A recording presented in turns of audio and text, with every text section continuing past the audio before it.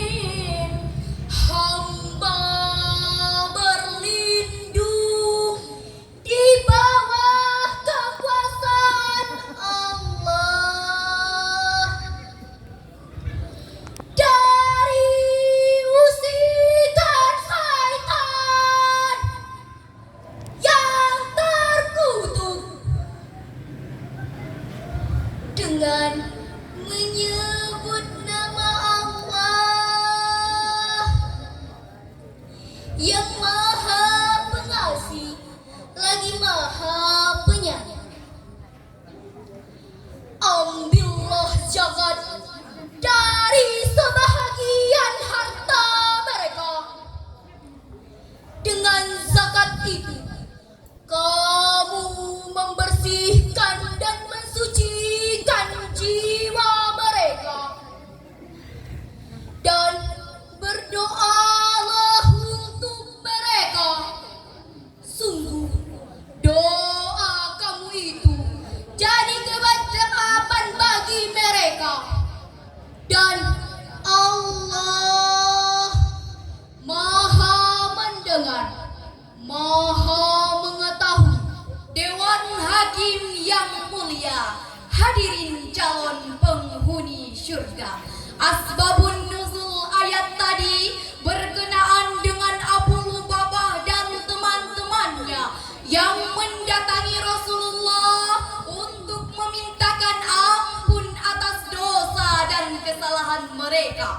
Namun ketika itu Rasulullah menolak dan berkata, "Aku tidak diperintahkan untuk mengambil harta kalian." Lalu turunlah ayat yang telah dibacakan tadi. Demikian penjelasan Ibnu Jarir At-Tabari dalam kitabnya Tafsirut Tabari, Jami'ul Bayani an Ta'wili Ayyil Quran, jilid ke-11 halaman 659. Dalam ayat tadi Allah menggunakan kalam insya talabi sigat fi'il amar yang artinya Allah menuntut Rasulullah untuk mengambil harta zakat sebagai sarana mensucikan diri dari harta dan dosa. Dan melalui ayat ini pula Allah mengisyaratkan pentingnya pengelolaan zakat secara profesional, proporsional dan optimal untuk kepentingan umat seluas-luasnya. Hal ini sebagaimana dalam lagu Umi Elvi Sukaisi yang berjudul Pecah Seribu yang telah kami ubah liriknya. Ayo zakat, wakaf zakat, berwakaf berzakat, wakaf zakat, wakaf zakat. Ayo zakat, zakat bersihkan harta dan juga jiwa, riang gembira jadi algia, hidup damai sejahtera selamanya. Dengan demikian, zakat memiliki peran yang strategis dalam mengentaskan kemiskinan karena zakat merupakan rukun Islam yang merefleksikan rasa syukur dan tekad agar membersihkan manusia dari kemiskinan dan dosa dengan menyumbangkan sebagian harta mereka melalui visi persaudaraan. Demikian ungkapan Yulizar Jamaluddin Sanrego dalam buku fikih pemberdayaan halaman 181. Alhamdulillah hadirin, upaya pemberdayaan masyarakat sudah banyak diupayakan untuk mewujudkan kesejahteraan. Namun sayang seribu sayang, fakta di lapangan menunjukkan angka kemiskinan masih melambung tinggi, kelaparan masih menghantui, gelandangan dan pengemis masih marak kita temui. Bahkan banyak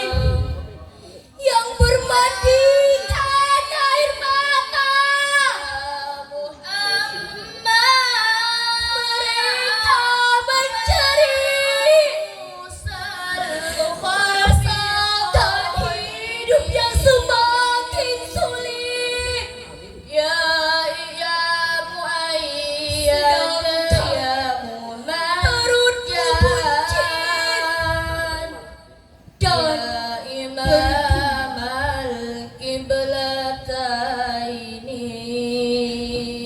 Kemudian timbul pertanyaan hadirin, bagaimana zakat diyakini sebagai solusi dalam pengentasan kemiskinan, dan siapa saja yang berhak menerima zakat? Jawabannya, mari kita renungkan firman Allah dalam Al-Quran surah At-Taubah ayat 60.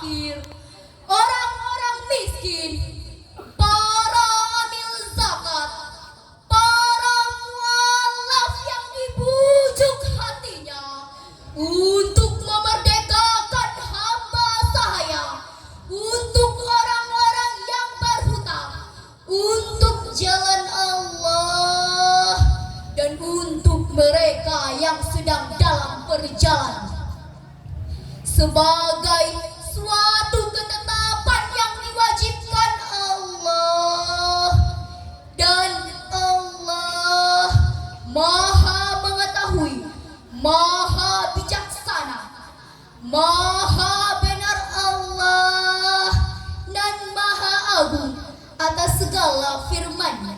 Dewan Hakim yang mulia, hadirin yang berbahagia.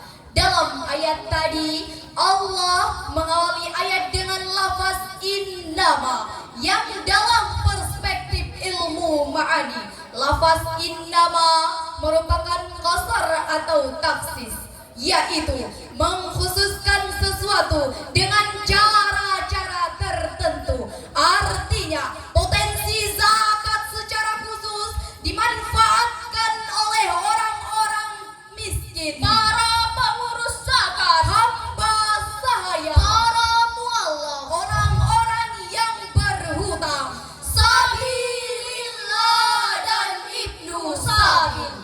Imam Al-Qurtubi dalam Jami'ul Li'ahkamil Quran wal Mubayyin lima tadammana minas sunnati wa ayyil furqan, jilid ke-10 halaman 244 menegaskan qauluhu ta'ala innamas shadaqatu lil fuqara, bahwa Allah mengkhususkan sebagian orang untuk menerima harta zakat sebagai bentuk nikmat dari Allah untuknya.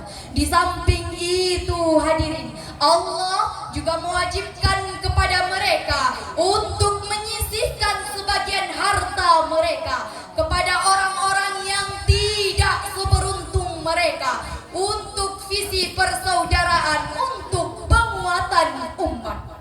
Oleh karenanya, pengelolaan zakat jangan hanya berpusat pada bantuan yang bersifat sementara dan hanya memenuhi kebutuhan konsumtif semata, tetapi pengelolaan zakat harus mulai berorientasi pada zakat yang produktif dan memberdayakan, sehingga bisa sejahtera dan berdaya. Demikian ungkapan Syekh Profesor Dr. Muhammad Yusuf Qaradawi dalam bukunya Spektrum Zakat dalam Membangun Ekonomi Kerakyatan, halaman 55 bagian atas. Melalui inovasi di bidang keuangan dan investasi sosial dalam mewujudkan zakat dan wakaf produktif adalah sebuah program wakaf cash, sebuah program pemanfaatan dana zakat melalui wakaf. Melalui inovasi ini, hadirin, setidaknya ada 3 manfaat positif yang dapat kita rasakan. Pertama, pemerintah mendapat dana yang bebas bunga dan terlepas dari jeratan utang. Kedua, keuntungan investasi sebagai income retribution untuk meningkatkan kesejahteraan. Dan yang ketiga, terwujudnya stabilitas keuangan nasional, pesatnya pembangunan, tumbuhnya pertumbuhan ekonomi nasional yang berbuah pada banyaknya kesejahteraan.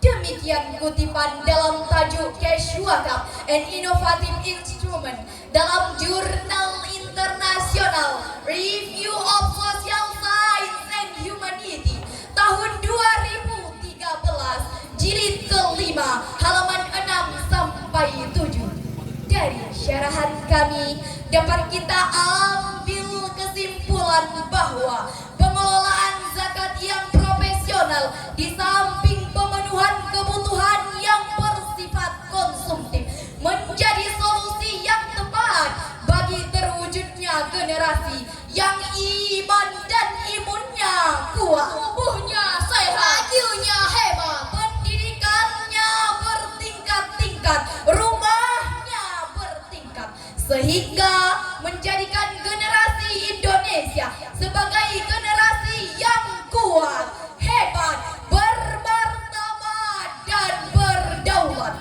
Kami akhiri syarahan kami dengan sebuah pantun. Kecamatan Sorkam indah memikat, Mampir ke Pantai Pinasih, jangan sampai lewat. Mari gemar berwakaf dan berzakat.